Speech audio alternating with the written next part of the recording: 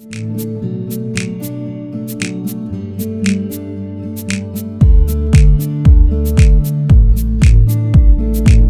Beaucousin, bonjour. Bonjour. Alors, on va commencer simple. Comment es-tu devenu DJ? Qu'est-ce qui t'a amené dans cet univers-là? Alors ce qui m'a amené là, ça remonte à un peu plus d'une vingtaine d'années, j'avais 12-13 ans, à l'époque j'allais dans quelques bals dans la vallée de l'Eure, là où j'étais natif, avec l'un des premiers qui tournait à l'époque, je sais pas si tu te rappelles, c'était Frédéric Force 5. Oui, bah il continue d'ailleurs. Voilà, Frédéric Force 5, et moi j'étais en admiration devant sa sono, devant son boulot, il y avait Michael Starr encore qui tournait à l'époque, et je me suis dit un jour j'aurais peut-être quelque chose comme ça, j'essaierai de faire ça, et c'est ce qui m'a motivé, et puis la motivation a fait que je me suis lancé dans la sono pour une première petite soirée, dont aujourd'hui, si je revoyais les gens, je crois que je leur redonnerais de l'argent, tellement j'ai le nom du matériel que j'avais acheté. Quel est ton style aujourd'hui? Mon style, c'est plutôt tout ce qui est mariage, baptême, sauf les enterrements et puis les divorces, il y a que ça que les gens fêtent pas, donc on les fait pas. Oh, divorce, ça va peut-être venir. Hein. Ouais, on a eu une proposition une fois, ça s'est pas fait. Mais oui, aujourd'hui, c'est plutôt ce qu'on va faire, donc on va dire de la soirée ambiance, quoi. Qu'est-ce qui te plaît là-dedans? Donc ça rejoint un petit peu. Qu'est-ce qui te plaît dans le fait de faire danser les gens, de laisser un souvenir, comme je dis toujours quand on signe une prestation, je dis toujours aux gens, vous favorisez la déco, vous favorisez le traiteur, et le dernier budget que vous avez, qui est le plus petit, c'est pour la sono. Et je leur dis toujours, 10 ans après, reprenez vos invités un par un, posez-leur la question de qu'est-ce qu'ils ont mangé, quelle était la couleur de la déco, ils s'en rappelleront pas. Est-ce qu'ils se sont amusés, oui ou non, ils sauront vous le dire. Et je dis ça, voilà, c'est ce qui fait qu'aujourd'hui on se rappelle de nous ou pas. C'est le but du business, quoi.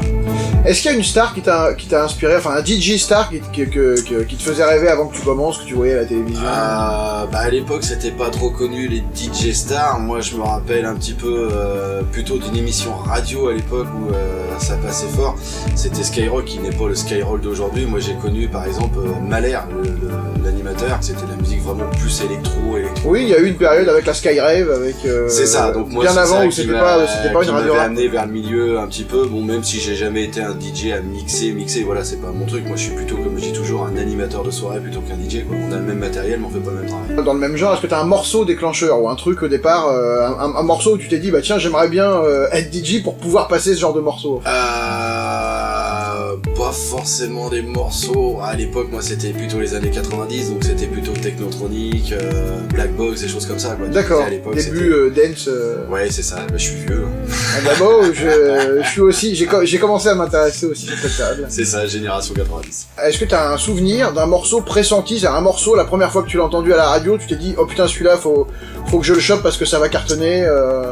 Il y a quelques années, les David Guetta, quand ça commençait. Les premiers David Guetta. Ouais, les premiers David Guetta, quand t'écoutais, tu te dirais celui-là ça devrait cartonner, il y avait un petit truc, et puis chaque David Guetta était pas le même, il y avait un petit truc qu'il faisait, aujourd'hui bon c'est un peu formaté, mais à l'époque il changeait un peu de style et tu disais putain celui-là il va cartonner, quoi.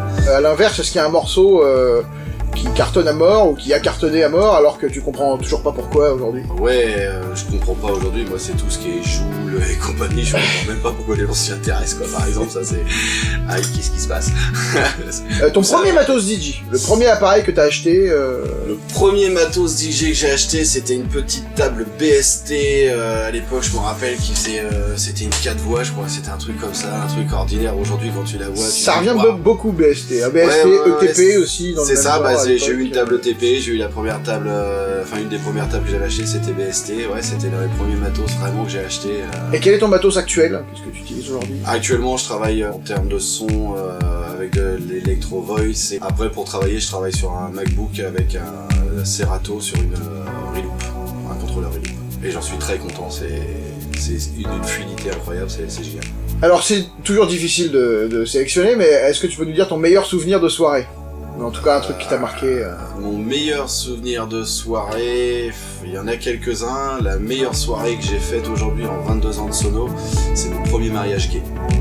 J'ai fait un mariage gay et c'est une ambiance qui n'a rien à voir avec les mariages hétéros. C'est une ouverture d'esprit. Enfin bon, ça a été. Je voulais en faire un parce que je me suis dit il faut que j'en fasse un. J'en ai fait un, des gens qui étaient de Rouen. Et aucun regret. Et si aujourd'hui je pouvais avoir que des gays entre guillemets dans la clientèle, c'est une autre ambiance, quoi. Ça n'a rien à voir. Et alors ton pire souvenir de soirée? Pire souvenir de soirée, ça remonte à quelques années, c'était sur Évreux, à l'hôtel-restaurant La Biche, un mariage, et ça s'est terminé en bagarre totale. Sur un mariage, ça a été mon pire souvenir de soirée. C'est qu'est-ce qu'on fait? On protège le matériel, on les laisse se battre, et pourquoi on en est arrivé là, on sait pas. C'est des gens Au compliqués. secours, au secours. Ton morceau du moment, un morceau en ce moment qui... Le morceau en ce moment qui me plaît bien, il y en a un peu plusieurs. Je reste toujours sur le petit Imani, c'est plus celui du moment. Imani Don't Be So Shy. Don't Be So Shy, ouais. Alors l'interview classique est terminée. Ouais. On termine avec un petit bonus. Je te balance un style de musique et tu me réponds du tac au tac le premier morceau qui te vient. Gala Fruit from Desire. Plutôt un David Guetta, ouais, on va dire électro dance.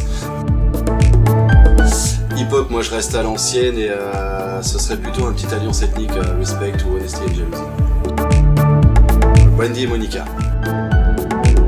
Morceau funk, on va rester standard, celui de Fire September. Celui que j'aime beaucoup, c'était un morceau de Dalida qui avait été repris par le batteur connu Ceron, et c'était Monday, mais la version Ceron. Morceau Soleil, alors le morceau Soleil qui me plaît années 80, c'était un remix de Gilbert Montagnier, Les Sunlight des Tropiques. Le morceau Zouk là c'est musique Samaoni de Kassav. Ouais.